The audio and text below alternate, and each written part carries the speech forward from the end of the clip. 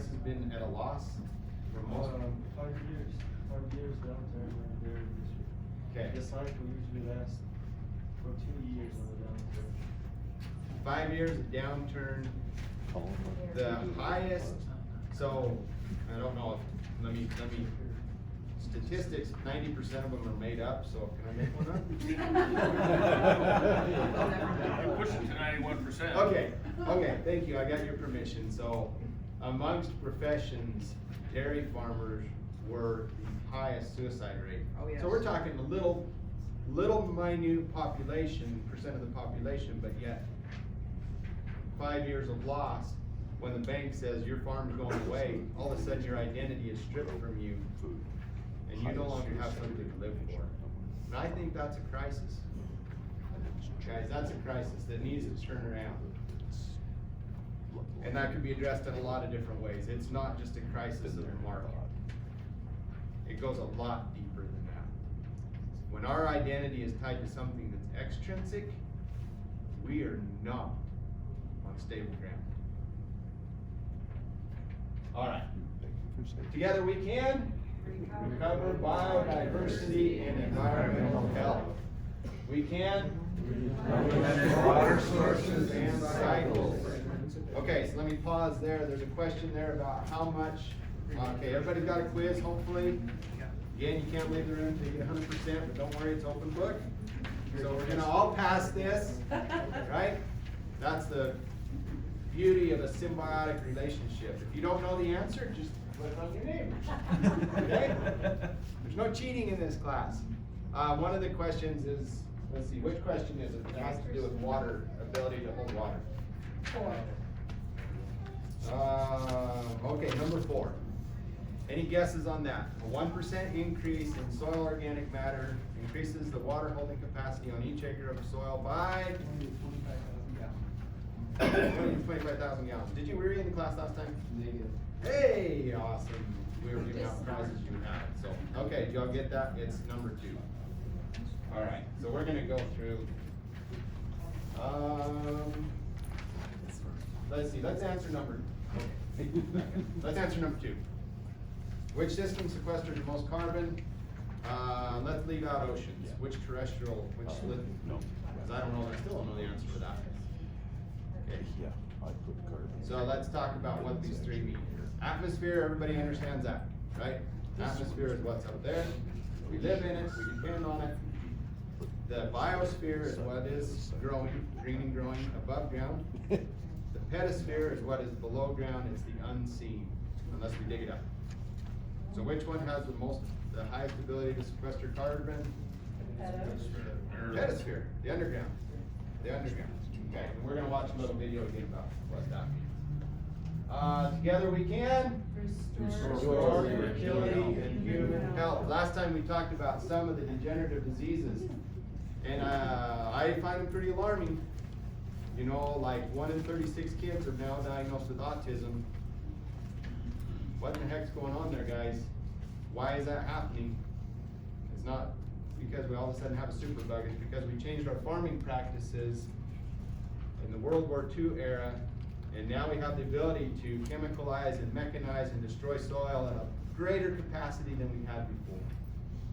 Do you know what it was before World War II? The statistics of autism. Autism. So Dr. Zach Bush, I quoted him last time, Z-A-C-H Bush, said that I think 15 years ago, again, this is a statistic, so I have a right to make it up, but 15 years ago it was 1 in 86,000, something like that. So pre-industrialization, I mean, it was unheard of, right? You watched the Rain Man movie, or maybe you didn't, but I did, because it was rated R, so my parents wouldn't let me watch it. But I was like, Mossberger and the guy who came from autism, they were both peers, and they lived during World War II. So a lot of that research comes from that time period. And so when you ask about statistics before that, it's really hard to answer. because it wasn't a deal, right? You don't measure what's not there, and I take it as, sure, maybe it was there, but Just like food allergy. Yeah, exactly. So we have food allergies, we have, look at your neighbor. Everybody look at your neighbor, point to your neighbor. Say, it's either me or you, 1 and 2 gets cancer. That gets close to all. I hope it's neither of us. I just hope it's not me. We can joke about it. We can joke about it. My sister died from cancer. And it's not funny. It's not funny. I've had But we have the nine solution. friends in the last 2 years that have died of Yeah. cancer, and they're all just right below 60.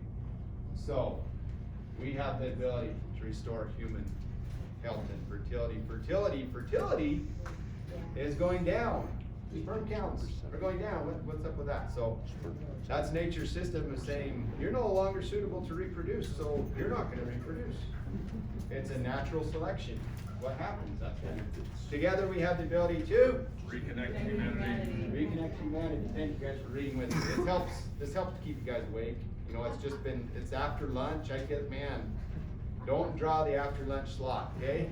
If it gets, we're gonna do some regenerative exercise here as well, so just make sure you guys are really awake, but thank you for playing along. Humanity can live regeneratively, and it's more about regenerating the soil. It's really about regenerating each individual, because it starts with us. We are our own atmosphere, our own biosphere, our own biome, right? And if we can change ourselves, that can ripple out, and we can change the environment, we can change the planet and those around us.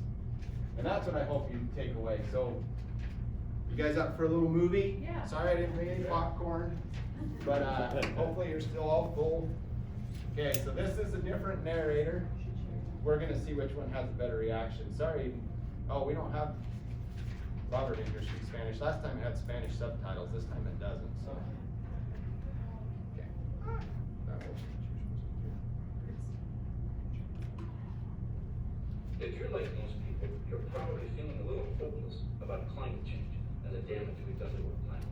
Well, now there's a new way to look at climate change and how to deal with it that might just turn that hopelessness into hope. Climate change, as we know, is all about too much carbon in our atmosphere. But carbon is not our enemy. It's the building block of life. Everything alive is made of it, even us. The problem and the solution are simply a matter of balance. Let's step back and look at the 5 pools where carbon is stored in planet Earth. Starting about 500 million years ago, when plants first appeared on land, carbon began to cycle in an amazing balance between these pools, a balance that allowed for life as we know it to evolve.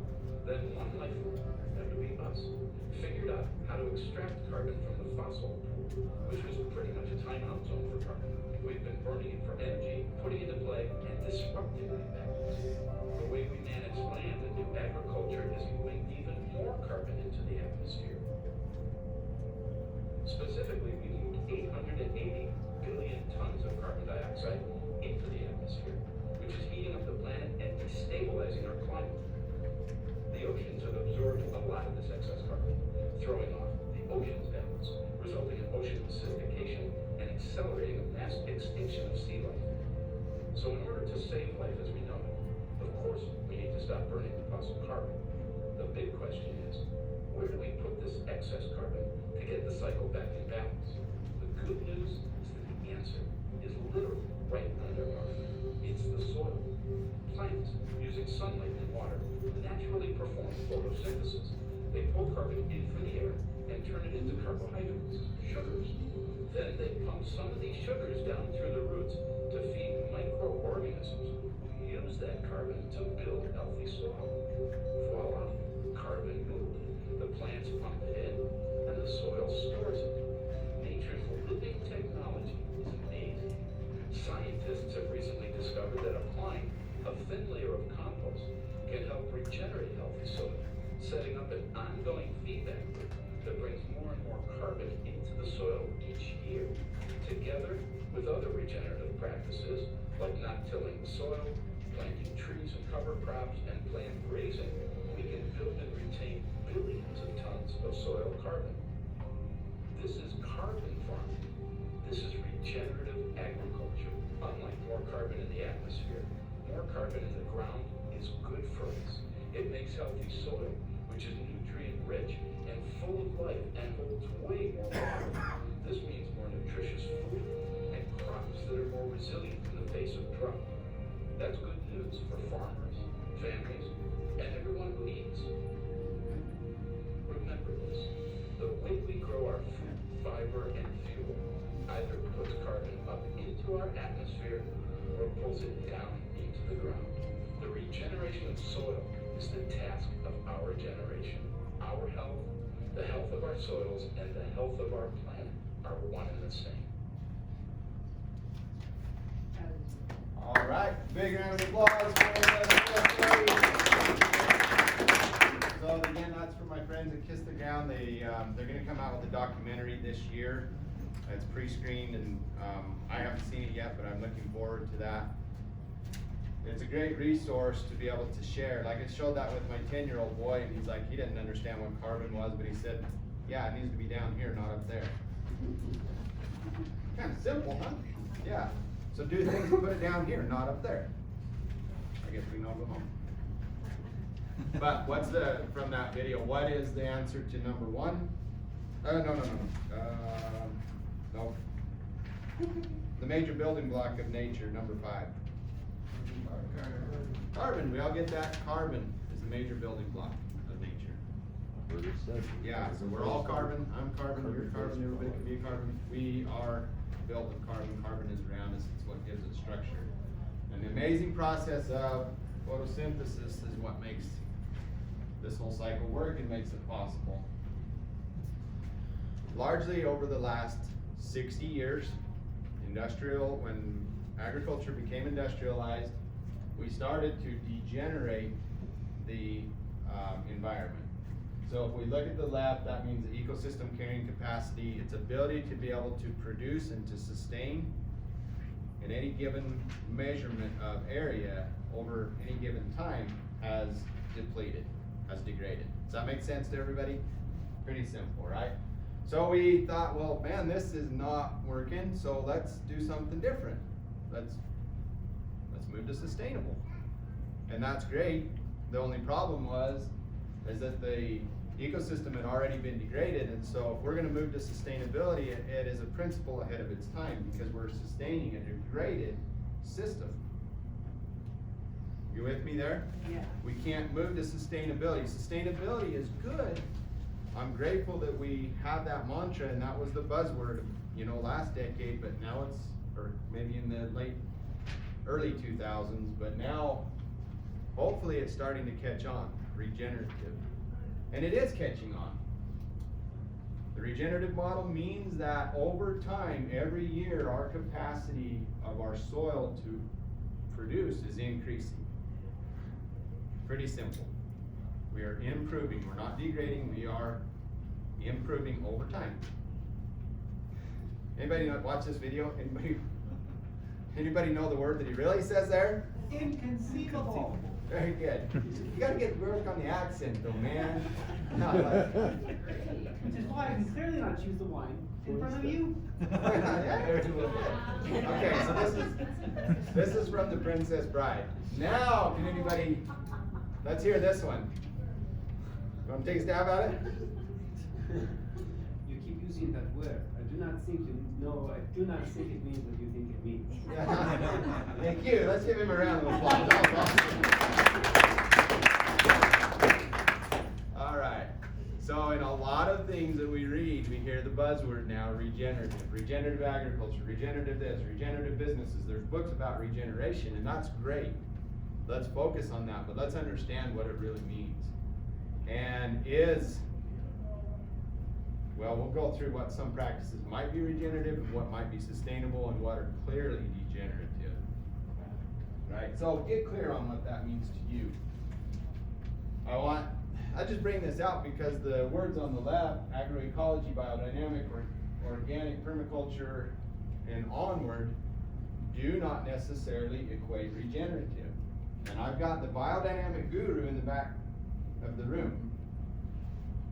What I'm saying is, if you go and apply your biodynamic preps, or if you don't just spray and you're strictly organic, but your practices still continue to degenerate, you are on a degenerative system. You may be helping it by doing other things, but if you don't understand the principles, change your practices to balance both sides, then it is degenerative.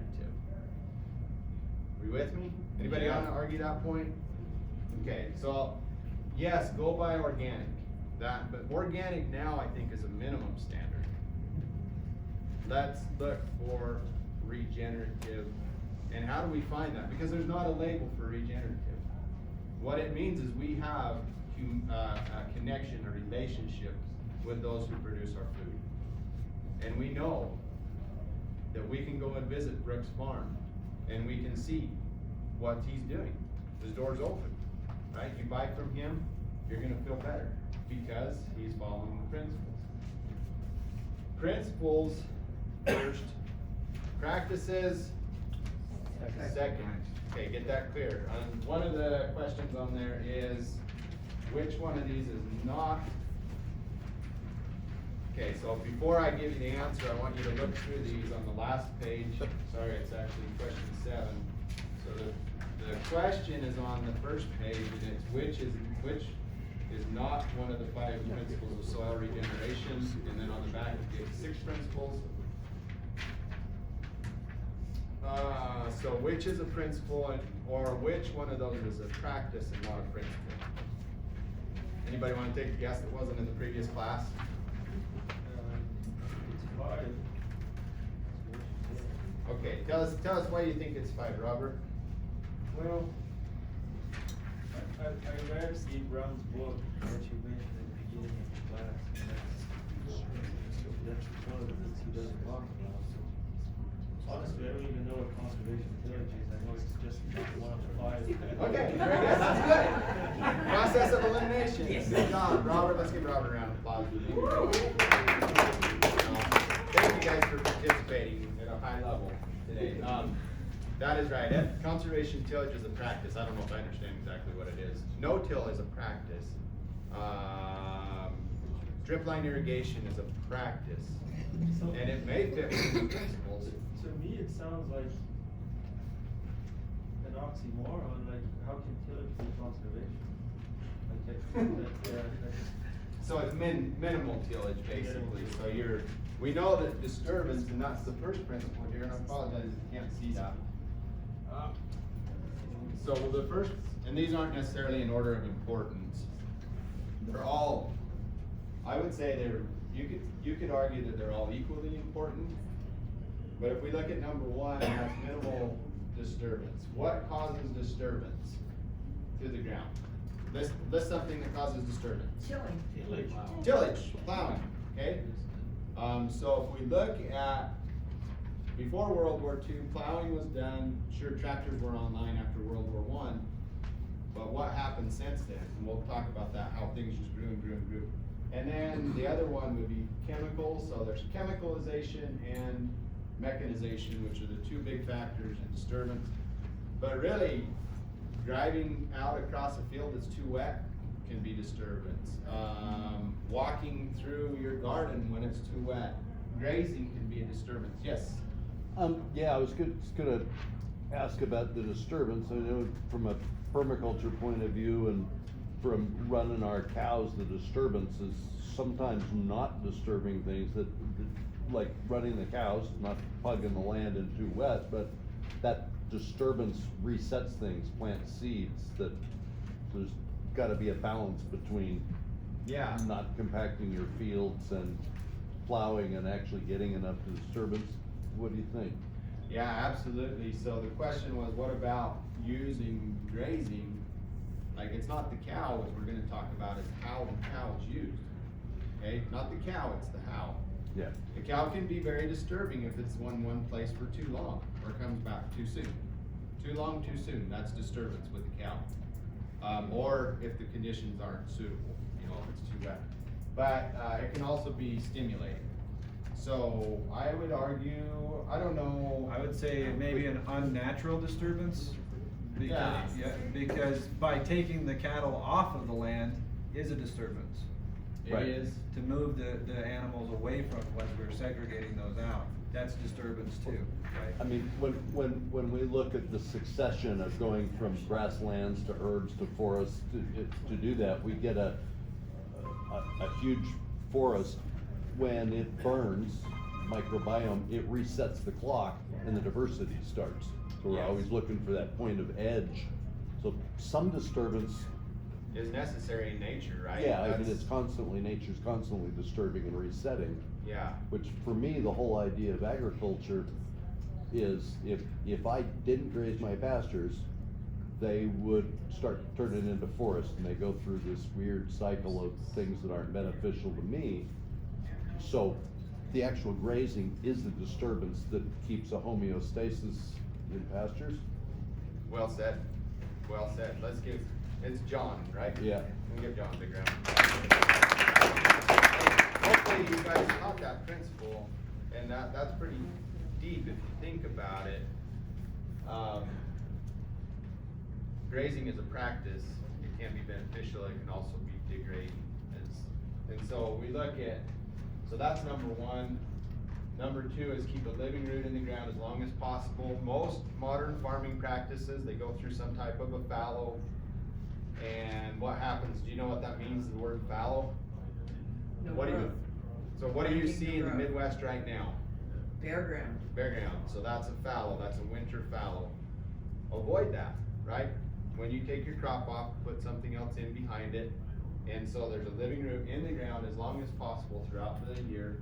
Keep armor on the soil, that means basically you want to leave litter, as much litter on the soil, so when we graze our livestock, we're not grazing it down so it looks like this table. There's a lot left, and people think we're wasteful, and I think that's money in the bank. I'm feeding the underground herd of livestock, which are my microbes, and they're the ones who are really doing the work of regenerating the soil. Animal integration, we talked last time about how agriculture is so compartmentalized. I'm a cow rancher and you're a soybean farmer, and you raise alfalfa and maybe you raise whatever crop. And I really agree with the quote which was quoted this morning, that when we removed the livestock from the plant operation, we took one solution and created two problems. And I went on to say we created a lot more than two problems. There are very many problems and unintended consequences of becoming more efficient, right? We did that because it's a pain to have cows when you're trying to harvest hay, right? They can't be in the field there. You gotta do something with them. So it's a lot easier if I make the hay and you make the cows. And not to say that's not symbiotic, but there's a cost if those animals are not there cycling the nutrients. Okay, and the increased biodiversity above ground, as is above, so is below. The more diversity we have above ground, that includes weeds, that includes pests. They're only there as an indicator species, so is below. If we only have a monoculture, if you see a cornfield for miles and miles, what do you think underground is gonna look like? Not much. Dead. Not much, that's a good way to sum it up, not much. There's no diversity above ground, there cannot be diversity below ground. Not to say that you can't grow corn like Gabe Brown is doing, using cover crops and doing it very successfully, out competing his neighbors. So maybe this was Cain, I was gonna say Adam, he's the wrong color. Maybe this was somebody years and years ago when we started, we were commanded to till the soil, care for the soil. And we went from there to, well, we have a little bit of mechanization, and then a little more mechanization, and a little faster degradation. So that's been the biggest change that has happened. Two big changes that have happened in the Industrial Revolution: mechanization, and what was the second one? Chemical. Chemicals, chemicalization, if that's a word, chemicals, machines and chemicals. It allowed us to do more at a larger scale. Yes, we produce more food, but also we have lost tons of soil organic matter in the process. And so I know those slides aren't in here, but let's see, how much organic matter, or how much soil loss occurs? Isn't that one of the questions? Number 3. Oh yeah, number 3. Any questions on an acre of ground, on an acre of farm ground, average acre of farm ground in America, how much soil is lost annually? 4 tons. Shout it out. 4 tons. 4 tons. 4 tons. You guys got that one? Okay. Oh, let's go up to the first one. Do we need to go through the exercise again? Those who were in the last class says no. What is the most important component in soil? Besides, even above air, right? How long can we breathe? How long can we breathe? I mean, how long can we live if we don't breathe, right? Right, and that's exactly true with the soil too. So think about it. There's there's air, there's water, there's all the soil aggregates we talked about in the last class, sand, silt, and clay. There's that very small component which has to do with our water holding capacity, and that's question number 4, and that's organic matter. Organic matter is probably the most important thing you can read on your soil test. Somebody asked me about soil testing last time, and I forgot those slides are in here, this presentation. But when I look at a soil test, my eyes gravitate towards that one number that most agronomists don't pay any attention to, and that's organic matter. And that organic matter is a measure of 3 things. You guys remember what they were? Living, Dead, and really dead. Really dead. Okay, you guys got that? What are the 3 components? Everybody can say it together now. We've got Living, dead, and really dead. Those are the 3 components that build up soil organic matter. So we've got the living root. So if you take a soil sample, you take a plug out of the soil, you're gonna get some type of stuff that's living. Be it root or be it micro. Then you've got the stuff that's dead, root or microbes. And then you've got the stuff that's really dead, which is going to be your more stable carbon, which is humus, which is actually where carbon should be stored, right? According to the movie. Not up there, down there. Okay. So if you're able to increase your soil organic matter by 1%, how much extra water can you hold on an acre of soil? An acre of ground. That's number 4, right? Anybody from this that wasn't in last class want to take a stab at it?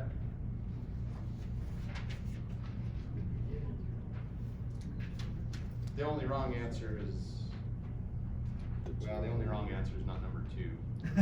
There you go. I was gonna say that, yeah. So 20 to 25,000 gallons is what statistics show from my research. So that's a lot. And we equated that, we did the math, and that's basically for each inch of rain that falls on your ground, that organic matter has the ability to be able to absorb it. And so what does that mean for you and for your operation? How do you apply that? I want you to, the most important questions on here are the last 3. It's what 3 changes can you make to live more regeneratively? And I invite you as questions or as ideas come up in mind as you're listening here, it's probably not anything to do with what I'm saying, it's what you're being taught of what the answer can be. And let's see, so we've got 20 minutes, 25 minutes left. Yeah, we still got 25 Okay, so we're right on time. We'll get out, we should be able to get out right at 3, which will keep us on time. So anyway, oh yeah, these 3 ones here, what are you gonna do? Take action.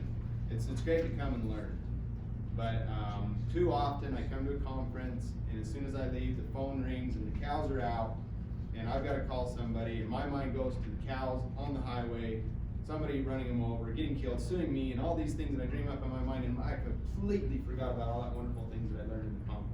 So this is your cheat sheet, a way to be able to take it home with you and actually implement some things. Okay, let's see. Did we answer all the questions? Was there anyone that we skipped? Oh, number 6. And this one we really haven't gone over, but on number 6, there is a living organism in the soil that has the ability to increase the root capacity by thousands of times. Anybody want to take a stab at that? Mycorrhizal fungi. Awesome, yeah, mycorrhizal fungi. And what kills mycorrhizal fungi? Sides, Sides. any sides. Herbicides and tillage, yeah. Yeah, so we Crop have this compaction. wonderful resource that goes out and it scavenges for everything that the plant needs. Right, so did you guys understand that? The roots don't eat. We're not feeding the roots, we're feeding the microbes. Our stomachs don't eat, our bodies don't eat. When we ingest food, we're feeding the microbes, which make it available for our systems. The microbes make it available for the plants. Microbes make it available for us, for our growth, for our capacity, our mental capacity. And that it's the same system, it's just in different mediums. One is in the soil, one of them is on 2 legs walking around. Okay, so mycorrhizal fungi, very important component of the soil. I can't say it's the most important because again, we're in balance, right? And when things are out of balance, they're not gonna work very good. I wanna do, just to drive this point home here, say you have a volunteer we're gonna demonstrate, you won't get hurt. Yeah, you have to be slightly vulnerable, but it's not gonna be embarrassing. Does anybody wanna be a volunteer? Anybody? Okay.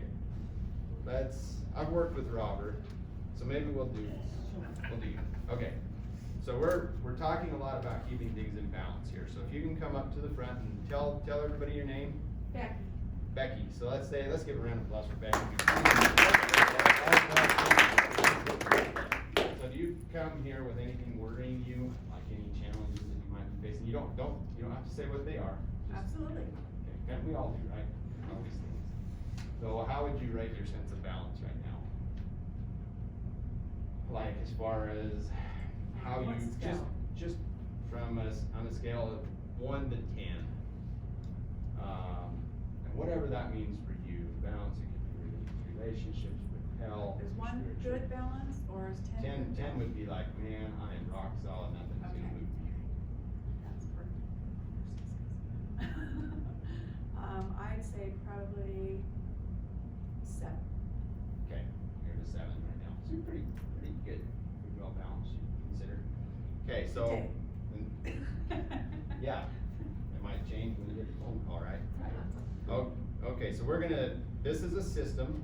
We're very grateful that you're willing to represent soil, you're willing to represent each of us individually of a system who is striving for balance, right? That's what we're all doing.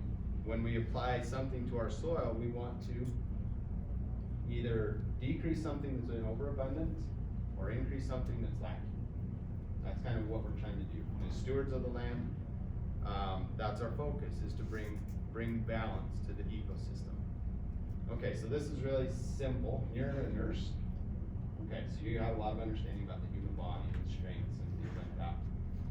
Okay, so what I'm gonna invite you to do, and this is so you rated it at a 7, and we're not gonna call you out as a liar, but we're just gonna see what your system says about you being in balance, okay? So I need you to put your feet together, close together, and I want you to hold your hand out like this, and then kind of in a cupping shape. And what I'm gonna do is I'm gonna put pressure on this hand, and we're gonna see I'm gonna measure, this is very subjective, I'm gonna measure the amount of pressure that you can take before you come off of your So I'm balance, supposed to your balance resist. point. Yeah, you're supposed to resist, okay? So you ready? Okay, so you're in pretty good balance. Okay, so she's pretty good, she's pretty strong, okay? So you can see that, I don't know how much that took, but I wasn't like. Let's do it again. No, just kidding. Okay. Be stronger. So, our soil needs air. All of us are lacking air. A really good way to bring things into balance is just to get more air into the system. Okay? So are you with me? So we're gonna and everybody's gonna do it with us. Because when somebody's up here, we're like, man, I'm sure glad that's not me. Oh, and we all are like feeling what she's feeling, am I right? Are you guys with us in this experience? And so we're really grateful. What was your name? Becky. Really grateful that Becky's up here, right? And we express gratitude and love for her being up here, representing each of us. Each of us would do the same thing. It would take a certain amount of pressure to knock us off balance. And our soils are the same way. What we're doing here in this class is we're learning how to build resilience into ourselves and into our soil. And we need air to be able to build resilience, right? Because it's the most important. Because how long do we live without air? Not very long, all right? Okay, so what we're all gonna do, we're gonna take in 3 deep breaths, and just go 1 in, out, and then in again, and then out, and then on this next in, just really try to expand as much as you can, your chest, your capacity, and so really deep in. And then as you go out, just let go of those things that are weighing you down and bringing you off balance. Out. Okay, so do you feel any different? Almost lightheaded. That's good. That's good. Yeah, sometimes we're that way. Okay, so we're gonna retest. Is that okay? So feet together, hands in cupping shape. I'm gonna apply some pressure here. We're gonna see if there's any difference. Very unscientific.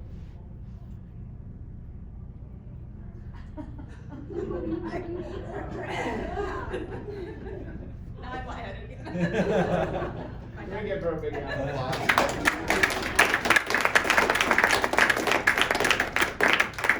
Sometimes we have to have a visual, so thank you again for doing that. I really appreciate you showing us why balance is so important in our lives. Look at what is knocking you off balance, and do that. I mean, you can do that test. It's very unscientific, but you all saw it. I mean, it took, the first time I would say probably about 20% of my weight to move her, and the last time I would say closer to 80%. You draw your own conclusions of what that means. Balance. Okay, we gotta, speaking of lack of air, we gotta went to sleep here. Any ahas from that? Couple shout outs. What did you guys learn from that little experiment right there? That our bodies and that the earth are related and we both have commonalities, and that air seems to be the most important. Very good. Well said. Anybody else? Somebody else was starting to say something? Importance of air is what gives us strength, what like and not just air, like the deep breathing like makes a completely change in your system and totally that. Yeah, very good. So air is very important. Yes, Becky? I just felt like, we're a whole system together, and if part of us is not well or not enough, the whole system is affected. Very good. We don't be strong. Yeah, excellent. I hope you guys take your own takeaways from what that means. Thank you, all of you, for being willing to share what that meant to you.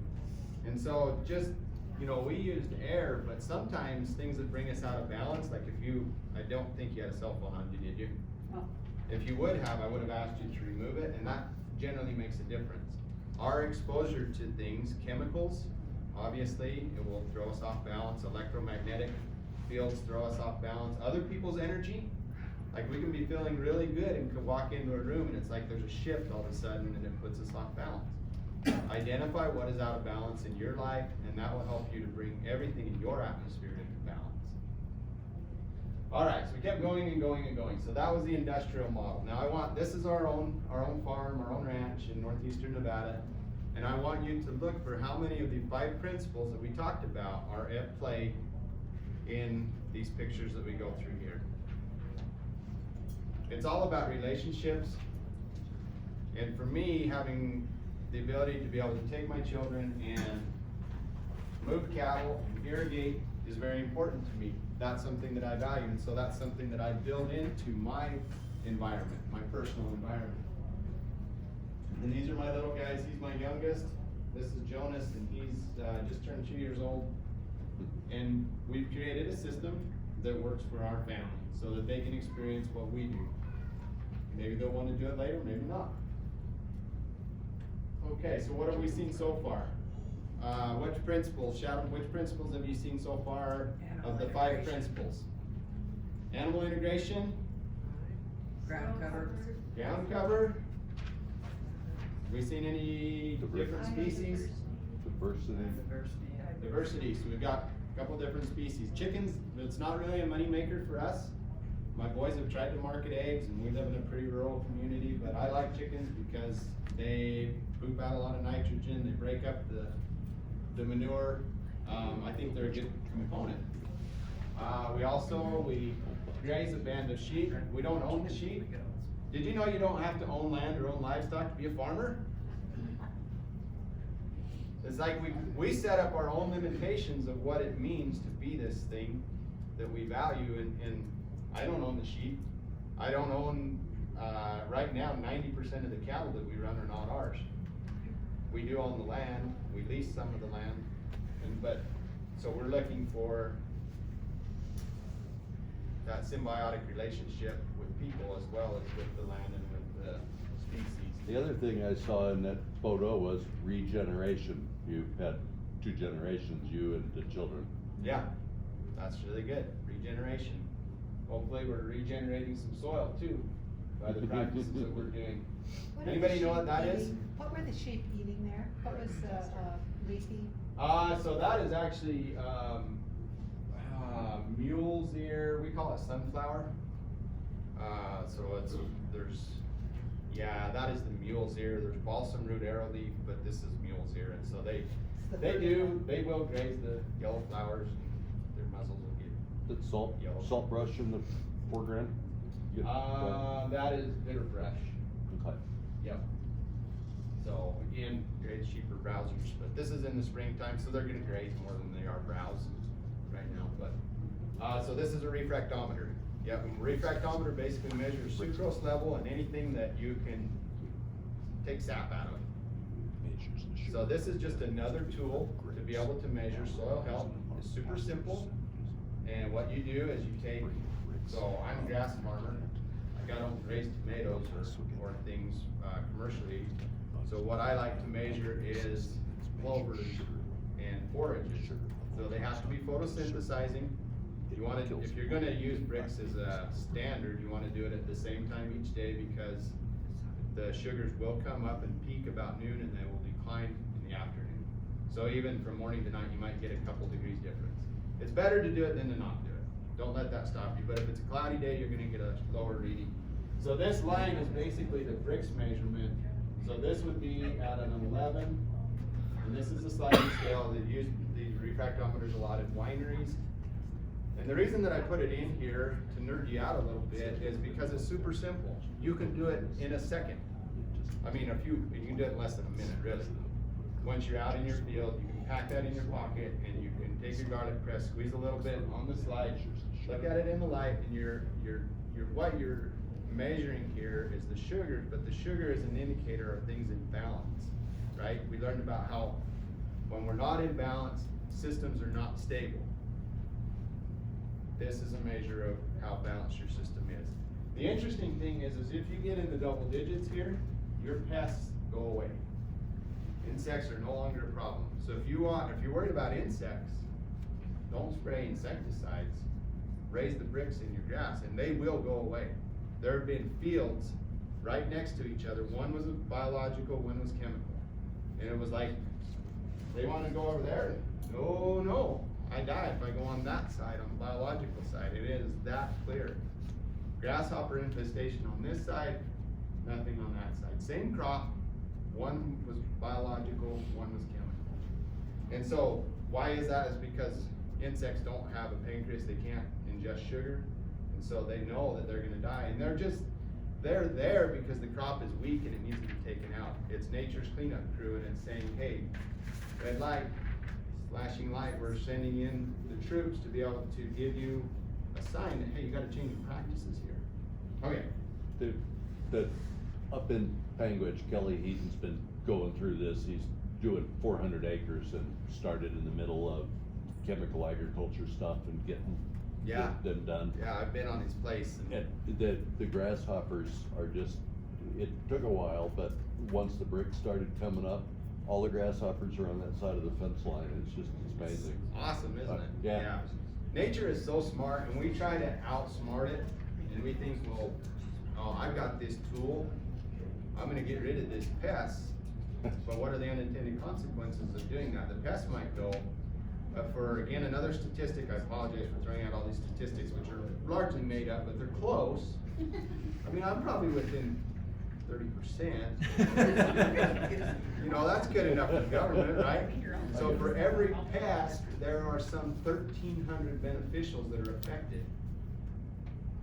And we don't measure that, right? So we want to kill this weevil or this grasshopper. What's it doing to the ladybugs? What's it doing to the bees? That's where it really brings out. So somebody asked about soil testing earlier. This is the simple test that I use. My eyes automatically go to this number. Can you guys see it? What's the number? Nope. 4.78, and that represents OM stands for? Organic matter. Organic matter. All right, so this is one of our better fields. It's not anything to brag about. I'm not double digit yet.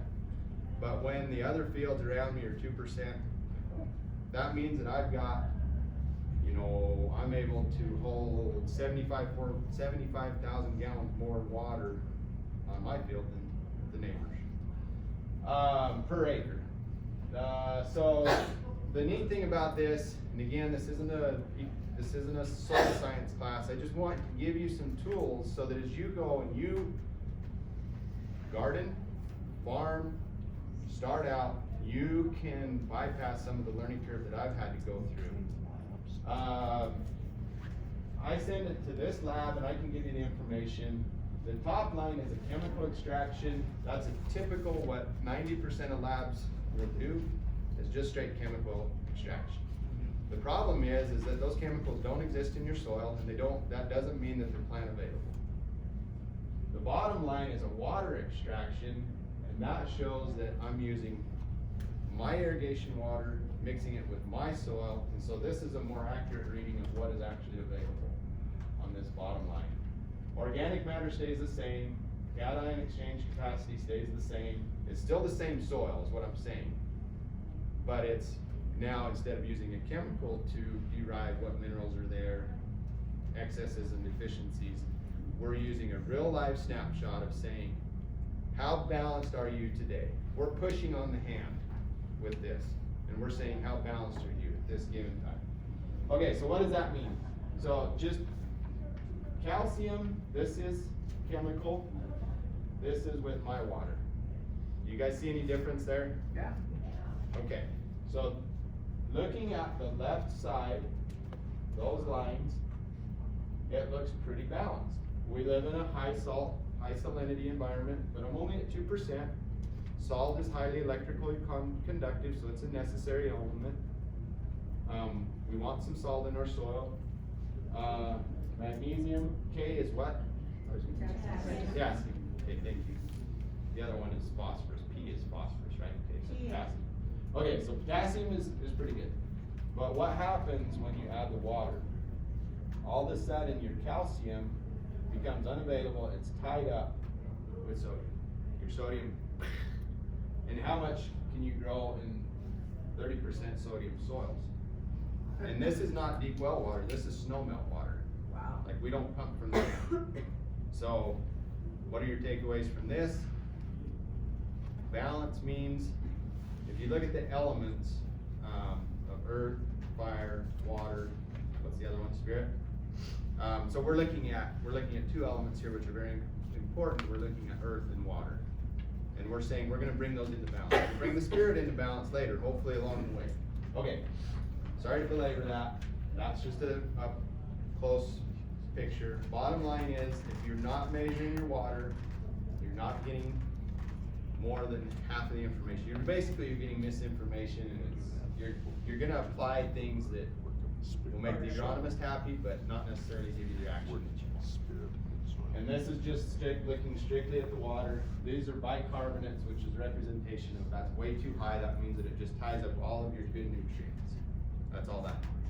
That's about as scientific as I get into the water and the soil. When I want to know answers, I call up Neil Jilton, who's the one who helps me read these and make sense of them. And actually, if I'm going to put on an amendment, then we can walk through how we can balance our soil scientifically, right? It's ratios, and you account for things that are in there. Yes? Just 5 minutes. Oh, wow, we gotta blow through this. So we do compost tea, which basically we boost the biology in the soil. You can tell I get off track. We apply that, that's not chemicals, that's actually life that's going out onto the soil. We no-till, diverse cover crops, diverse species in the cover crops too, right? Definitely. Boys and girls. We've experimented with a little bit of dry land farming. We've done a lot of experimenting, a lot of failing.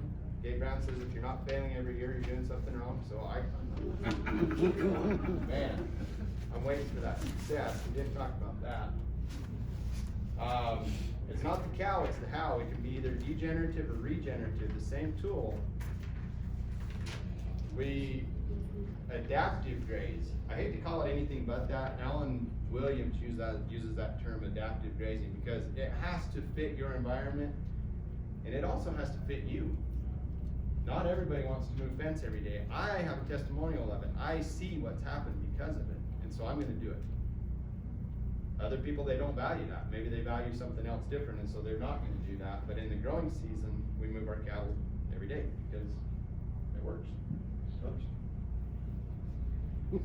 And we're able to turn land, which a decade ago looked like this. We've got bare soil, steep banks, erosion, losing topsoil. And there's the same picture last year, looking at the same landscape. That to that. Is there a difference? Yes, it didn't take this didn't take a bit of diesel. Took a little bit of gas in a four-wheeler, took a little bit of ingenuity, took a little bit of polywire, Right. took a little bit of electricity. So we've got willows coming back. Yeah. Yes. As I look at the second picture, it looks like we've got different species. Some of Sedges. the weeds are coming back in and to Yeah. get ready to, yeah. Yeah, we've got sedges along that. That's a major waterway that feeds down into the Humboldt River, which is, you know, in Nevada, it's a big river. It's not more than a creek for most people, but we've addressed, so far we've talked about all the physical. If you haven't met Brooke and Lloyd, Biodynamics. talk to those guys, because there's also the spiritual component and the energetic component. Biodynamics, I can't begin to understand it. I can't begin to explain soil tests either, but it works, and it's bringing things into balance at a spiritual level. It was almost like a magnet. I didn't tell my kids, we homeschool, I didn't tell them they had to be out there that day, but you couldn't keep them away when we were making these preps to be able to spray out onto our land. They were drawn to it. One day, I was with my boy and we were down in one of our lower fields irrigating.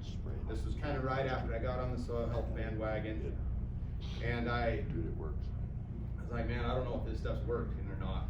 I mean, I remember when I was putting out Montmorillonite clay and I was spraying compost tea the year before, I felt like an idiot, you guys. I mean, I didn't take pictures, and you know, sometimes my wife will put stuff on Facebook and I'm like, I was embarrassed because I didn't know if this stuff was gonna work.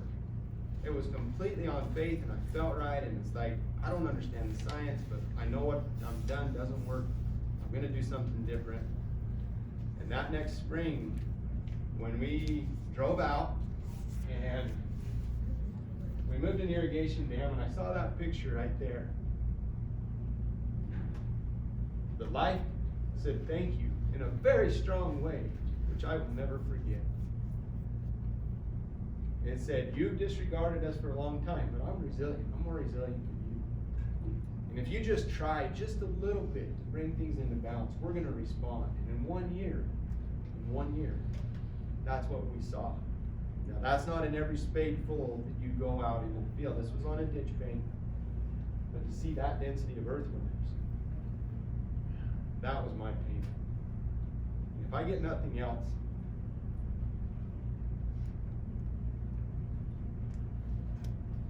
that's what matters. I valued the life. I valued things at a physical level, a spiritual level, and now we see the response. We have to move past sustainability, and we need to regenerate. You guys, I want to invite you, just in the brief time that we have left, there's a class that I put together to be able to continue learning in your home, online, over the next 4 weeks, well, 4 weeks starting from a week from Tuesday. The information is right here. If you felt stirred, if you feel something inside of you that's calling you to regenerate, jump on the class. And to be, as a reward for taking action here, for the first 6 people who jump on, there's a book available, which will be the core curriculum for the class, and it's Kiss the Ground. And at the end of the class, you'll have the confidence to be able to go and to speak to audiences. You'll be able to have the confidence that I didn't have when I went out and sprayed compost tea, of knowing that, hey, this is actually gonna work. It's proven in science. And you'll have the confidence to be able to step into what your role and what your mission is. You can scan the code with a smartphone. I can walk you through if you don't have a smartphone. The price is $147 through the weekend. For the first 6 people, there's a book involved. And I encourage you, if that's your next step, jump on it. There's 3 steps that are on there. Hopefully each of you have something filled out in there. And go home and take action. takes action. Regeneration starts right here. Right here, right here. Thank you guys for coming to the class.